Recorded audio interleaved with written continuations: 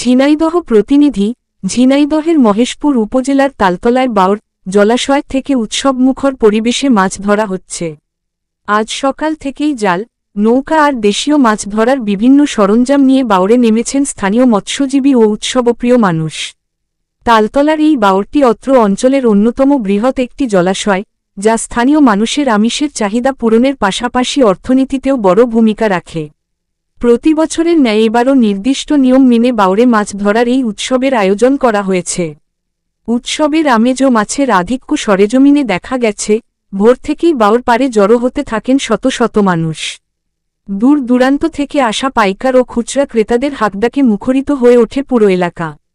বাওর থেকে একে একে জাল টেনে তুলতে গেলেই দেখা মিলছে রুই, কাতলা, মৃগেল, সিলভার কার্প, বিগহেড সহ দেশীয় প্রজাতির বিভিন্ন সুস্বাদু বিশাল বিশাল মাছের। অর্থনৈতিক সম্ভাবনা ও মৎস্যজীবীদের আনন্দ। স্থানীয় মৎস্যজীবীরা জানান, এবার বাওরের পরিবেশ ভালো থাকা এবং সঠিক ব্যবস্থাপনার কারণে মাছের উৎপাদন বেশ ভালো হয়েছে। বড় সাইজের মাছ জালে ওঠায় ভালো দাম পাওয়ার আশা করছেন তারা। বাজারের এক ব্যবসায়ী জানান, তালতলার বাওরের মাছের স্বাদ ভালো হওয়ায় বাজারে এর ব্যাপক চাহিদা রয়েছে। আজ সকাল থেকেই পাইকারি দরে মাছ কেনার জন্য আমরা এখানে অপেক্ষা করছি। বাওর ব্যবস্থাপনার সাথে জড়িত সংশ্লিষ্টরা জানান, সরকারি নিয়ম ও জীববৈচিত্র্য রক্ষা করে প্রতি বছরই এখানে মাছ চাষ ও আহরণ করা হয়।